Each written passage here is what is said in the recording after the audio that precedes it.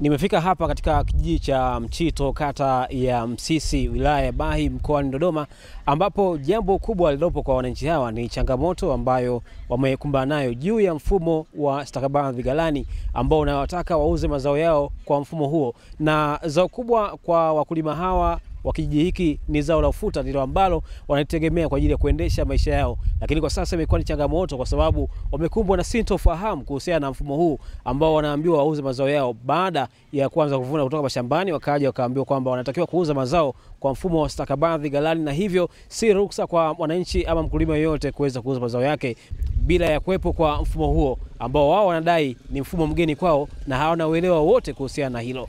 Mimi ni Emmanuel Chazi, hii ni Jambo TV. Halmashauri yetu ituone. Tunachoomba tuhakikishe kwamba tunapata kilicho haki yetu. Kwa sababu ufuta huu, jamani, ufuta tumemuibia mtu. Tumelima sisi wenyewe kwa nguvu zetu. Hatujaiba kwa mtu. Isipokuwa sisi tunachotaka tuuze ufuta na ziwe bei zile ambazo ni bei stahiki. Kabla ya mfumo huu tulikuwa tunauza ufuta vizuri tu bila shida. Mfumo huu umekuja unatusababisha tunashindwa kuuza ufuta. Sasa kama kweli tumezalisha, basi tuuze, tujikimu na shida zetu zifanye nini? Kuliko ambacho kinaendelea sasa hivi. Wakulima wanapolwa mizigo. Yaani mtu anasafirisha ufuta wa kwake kwenda kuuza, inaonekana kama vile anasafirisha bangi. Mkulima ni mtu ambaye anahangaika mwenyewe.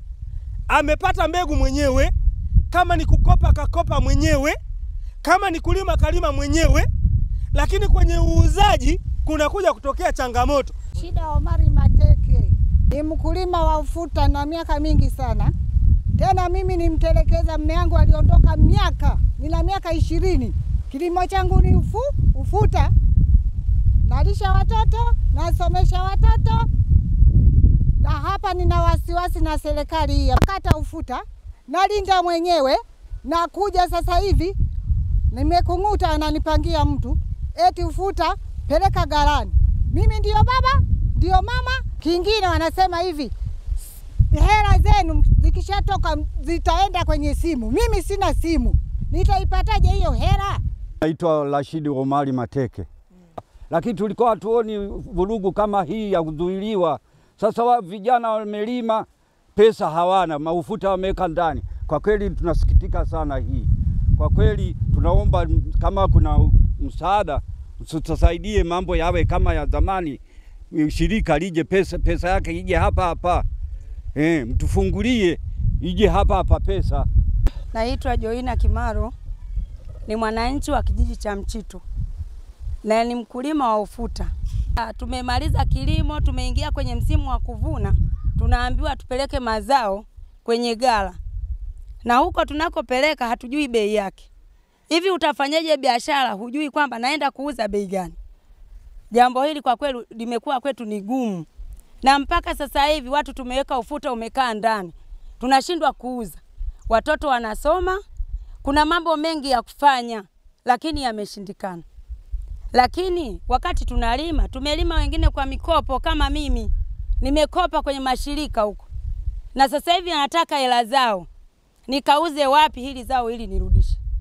Kwa hiyo sasa hivi tuna hatari mimi nipoteze nyumba yangu na watoto wangu wapate shida mahali hata pa kuishi, hata mimi nianze kuhangaika. Sisi tulikuwa tunaomba. Hatuwezi tukaidharau serikali yetu. Lakini kikubwa serikali ingetanguliza elimu kwanza. Nafikiri elimu ingetangulia toka mwanzo, labda tungeelewa. Lakini kwa sasa hivi muda umeisha, na sisi kama wanawake wengine tunategemea kilimo, hatuna mahali pengine pa kujificha. Kwa majina naitwa Masudi Omari Mateke, ni mwana kijiji wa Mchito, pia ni mkulima wa ufuta. Sasa nimezamini nyumba mfano. Tarehe ya mkopo imefika. Nimezamini shamba. Hakuna mnunuzi hata mmoja anayenunua ufuta. Ina maana mimi moja kwa moja tayari mashamba yangu yanakwenda kupotea, nyumba yangu inakwenda kupotea kwa sababu ya stakabadhi ghalani. Sasa basi, kama ni serikali basi imeamua kusimama na hili, tunaomba moja kwa moja tuletee walimu wakuja kutufundisha kwamba nini maana stakabadhi ghalani. Hivi hapa tulipokaa wote hakuna anayetambua hili neno. Na hakuna anayetambua faida zake ni zipi. Hasa zaidi ni kuona ni hasara tu. tumepata hasara kubwa sana. Kwanza kabisa ufuta umeporomoka, yani hatujui kwanza mpaka sasa naenda kuuza wapi. Bei ya sokoni mpaka sasa hivi stakabadhi hatujui ni shilingi ngapi. Na huko ni matatizo. Anaye kuja kuchukua ufuta wetu hatumjui ni nani. Kwa hiyo moja kwa moja tuko kwenye matatizo makubwa sana. Tunaomba kama wanatusikia ngazi za juu, waje watusaidie. Mwaka huu ni bora hata ungekuja mapema basi tukao tunajua tokea kipindi tunaandaa mashamba, tunaandaa mbegu, kutafuta hela za kulimia. Wamekuja tu hapa tunavuna, yani tunavuna ndo wanafika. Sasa tunashindwa kuja kushtuka. Hii issue ya serikali gani inakuja hapa katikati mnapovuna? Penye hela ndo wanakuja. Tumeshindwa kujua kwa kweli. Majina yangu naitwa Yohana Chipondwa. Kama ni wa kikundi, kama ni wa halmashauri, rais aukemee. Uishe mara moja ili taharuki kwa wananchi iishe. Lakini kama ni rais mwenyewe, mfumo ni wa serikali, urudi upya wakajipange ili wananchi wapate kwanza elimu, alafu wananchi pia waweze kupata uwazi kwamba aridhike kwamba hii labda alafu serikali ingefanya kwamba itangaze na bei kabisa kwamba mwaka huu limeni ufuta mtauza labda kwa 3500 au 4000 ili watu wapeleke kule galani, wanajua kwamba tunaweza kuuza bei gani. Lakini kwa mfumo huu kwamba wewe lete mzigo tuuze, ndio tutakutumia hela kwenye simu au tukuweke kwenye akaunti yako, nitajua umeuza bei gani. Huu mfumo umekuja kama, lakini sisi kusema kitapeli, umekuja kama kidikteta hivi. Majina naitwa Nason Chibago Mbumi. Nataka kusafirisha ufuta hapa, unakamatwa. Upeleke wapi? Stakabadhi. Sasa mimi nimekopa kwenye makampuni na mwezi wa 6 natarajiwa nifanyaje? Nirejeshe. Leo hii napeleka mazao yangu na gunia hizi 2 nipeleke stakabadhi ghala. Nisubiri mpaka nitakapopigiwa simu nifate au sijui nitumiwe kwenye nini? Kwenye simu. Haya, huku kwenye kampuni nadaiwa nimeandika nyumba, kisemo cha wenzangu, nimeandika shamba na vitu vingine vya ndani ambazo nimefanyaje? Nimeolezesha. Lengo langu nipate ile hela inisaidie ili nitakapovuna yale mazao ya ufuta niuze kwa bei nzuri ili nirejeshe rejesho la nini? La mkopo. Kipindi cha nyuma huu mfumo ambao haukuwepo, debe humu kijijini tulikuwa tunauza 50,000.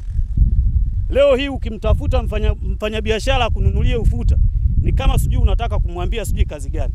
Yaani bei ambayo atakutajia wewe mwenyewe unaona hivi. Leo hii nalala polini nalinda ufuta.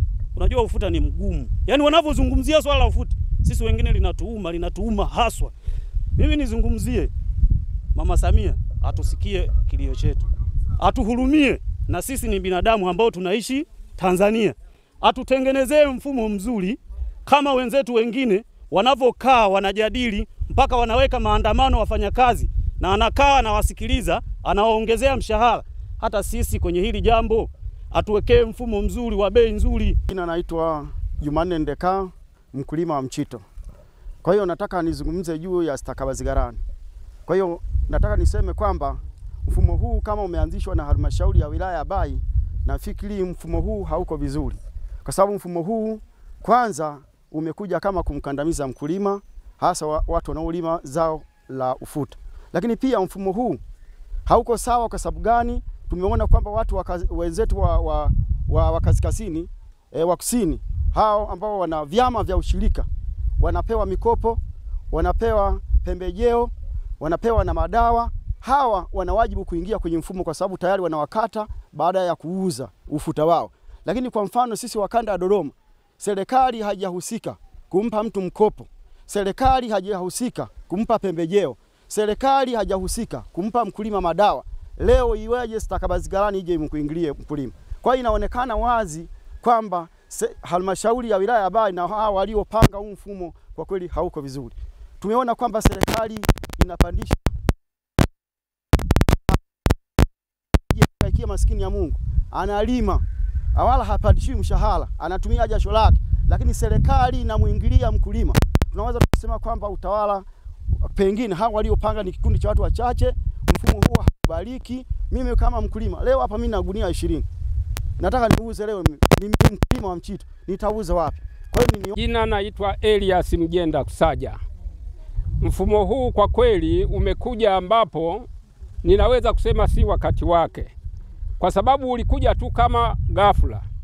Wakulima bado hatujaelimishwa, hatujui maana ya mfumo huu wa stakabadhi ghalani. Mimi napenda kushauri serikali ilete wataalamu waje tukae nao, watuelimishe huu mfumo tuone faida, halafu tukishaona faida mwakani tutauza ufuta wote. Lakini kwa hali hii kwa kweli bado inatupa shida, kwa sababu ufuta umeshuka, yani baada ya miaka 2 mitatu iliyopita, yani umeshuka, yani hatuwezi kusema kwamba ni kiasi gani. Kwa hiyo umetuasili sana, kwa sababu sisi ni watu wakulima ambayo tunategemea zao la ufuta ili tusomeshe watoto, tupate chakula, tuweze kufanya na mambo mengine hata ya ujenzi. Lakini kwa mwaka huu tumeshindwa. Serikali irudi upya ili kusudi tuweze kupata mfumo mzuri. Ikiwezekana walete gulio hapa kijijini na bei nzuri, wananchi tuuze, wakulima tupate faida. Salama za kwako? Salama. Elias Kuku. Asante na kwako pia. Asante. Unaongea na Emmanuel Chazi. Mimi ni mwandishi wa habari wa Jambo TV. Nina swala moja hivi, naomba uthibitisho wenu kutoka ninyi kama viongozi wa halmashauri ya wilaya ya Bahi. Kuna malalamiko ya wananchi wa kijiji cha Mchito, wanadai kwamba hawafahamu chochote na wana elimu yote kuhusiana na kuuza mazao kwa mfumo wa stakabadhi ghalani. Wanadai kwamba mfumo huo hawakushirikishwa wala kupewa elimu, na mwisho wa siku imekuwa kama changamoto kwao na mateso kwao, kwa sababu hivi sasa wanazuiliwa hata kuvusha mazao yao wala kupeleka popote pale au kuuza sehemu yoyote ile mpaka pale ambapo watakuwa wameyapeleka ghalani. Uje Jumatatu nikupa ufafanuzi mzuri sana. Nifuge safari mpaka Bahi. Lakini changamoto hiyo ipo maana yake. Haipo. Lakini wananchi wanasema kwamba changamoto ipo. Ndio maana nikasema ukija tutafafanulia zaidi, kwa sababu tumesikiza upande mmoja, ukija utapata upande wa pili na data na kila kitu. Ndio. Sawa. Karibu. Haya, asante.